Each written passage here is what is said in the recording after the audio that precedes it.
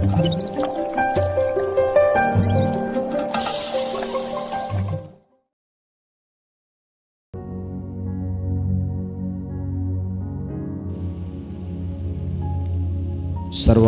అయిన యేసయ్య అతి శ్రేష్టమైన నామంలో ప్రతి ఒక్కరికి కూడా హృదయపూర్వక వందనాలు.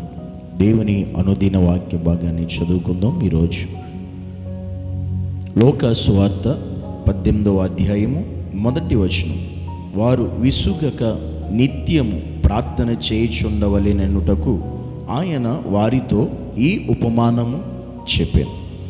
నిత్యము మనం చేయాలి అనుకునేది ఒకటి ఉంది.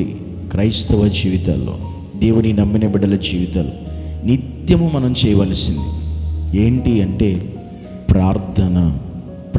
ఇది పని కట్టుకుని ప్రభువైన యేసుక్రీస్తే మనకి చెప్పాడు. ప్రభువైన యేసుక్రీస్తే దీని కొరకు ఉపమానమే ఆయన చెప్పవలసి వచ్చింది. ఒక ఉపమానాన్ని మనతో పంచుకోవాల్సి వచ్చింది. ఎందుకు ఉపమానమే దేవుడు చెప్పడే విషయమై అంటే అది నిత్యము మనం చేయాలి కనుక. అది ఎలా చేయాలి నిత్యం అంటే విసుగక నిత్యము ప్రార్థన చేయవలెనని ఉద్దేశంతో ప్రభువైన యేసుక్రీస్తు ఈ ఉపమానం చెప్పాడు. ఉపమానం మనందరికీ తెలిసి ఉండొచ్చు, ఎందుకంటే మనం అందరం వాక్యం ఎరిగిన వారమే కనుక వాక్యం మనకి బాగా తెలిసి ఉండొచ్చు. తెలియడం ముఖ్యం కాదు, దాన్ని అనుసరించడం ముఖ్యం, దాన్ని పాటించడం ముఖ్యం. దాన్ని పాటించి అనుసరించినప్పుడే మన వాక్యాన్ని నెరవేర్చినట్లు లెక్క, వినడం వలన కాదు. ఇక్కడ మనం చూస్తే నిత్యము ఈరోజు మనం ప్రార్థన చేస్తున్నామా?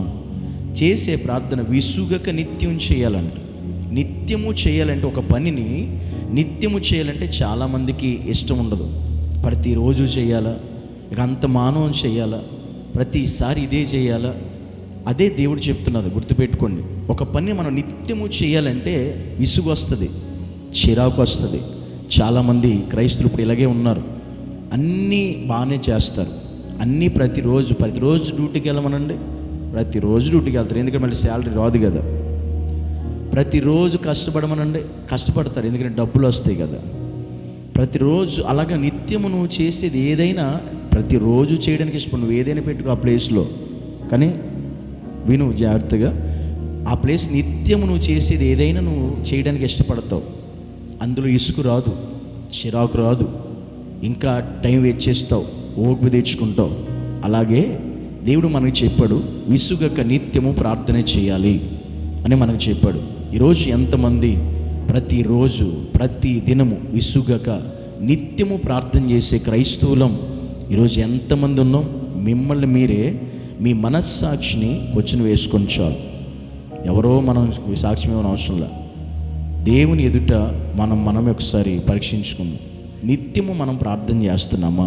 ప్రతిరోజు ప్రతి దినము మనం ప్రార్థన చేయగలుగుతున్నాం. అది నిత్యం చేసేది, ఒక రోజు చేసి మానేసేది కాదు, ఒక నెల చేసి ఆపేది కాదు, ఒక సంవత్సరం కాలం పాటు చేసేసి ఆపేది కాదు, ఒక 3 రోజులు చేసి ఆపేది కాదు. ప్రార్థన అనేది నిత్యము చేయాలి, విసుగకుండా మనం చేయాలని దేవుడు మనకి ప్రాముఖ్యంగా చెప్పాడు. కనుక ఈరోజు నీవు నేను కూడా ప్రతి దినము ప్రార్థన చేయాలి. ఉదయము, మధ్యాహ్నము, సాయంత్రం, ఎప్పుడైనా, అది ఏ టైం అయినా కావచ్చు, ఎలాంటి సందర్భమైనా కావచ్చు, దేని గురించి అయినా కావచ్చు, నువ్వు ఎక్కడైనా ఉండొచ్చు, ఏ స్థలంలోనైనా ఉండొచ్చు, కానీ నిత్యము నువ్వు ప్రార్థన చేసే క్రైస్తవుడివై ఉండాలి.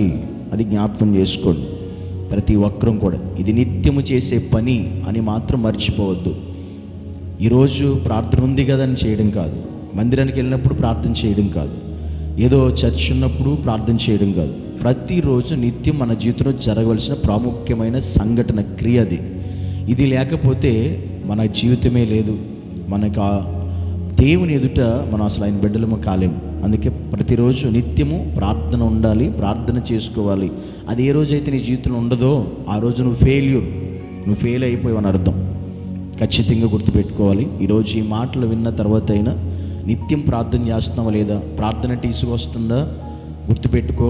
అలా విసుగు వస్తుందంటే నువ్వు సాతాను చేతిలో ఉన్నావని అర్థం, నువ్వు సాతాను ఆలోచనతో నడిపించబడుతున్నావని అర్థం. నిత్యం ప్రార్థన చేసేవాడే క్రైస్తవుడు. అది ఎప్పుడు నిర్లక్ష్యం చేయకూడదు, అశ్రద్ధ చేయకూడదు, పక్కన పెట్టకూడదు. నువ్వు ఎక్కడైనా ఉన్నా, ఆఫీసులో ఉన్నా, బయట ఉన్నా, నీ పనిలో ఉన్నా, నీ ఉద్యోగంలో ఉన్నా, నీ వ్యాపారంలో ఉన్నా, నీ మనసు నిత్యం ప్రార్థన చేసేదై ఉండాలి. అట్టి నిత్యము ప్రార్థన చేసే, విసుగక చేసే గొప్ప ప్రార్థనా జీవితాలు ఈరోజు ఈ మాటలు వింటున్న మన అందరికీ కూడా దేవుడు దయచేయునుగాక. ఆమేన్. పరిశుద్ధుడా, నీకు వందనాలు యేసయ్యా.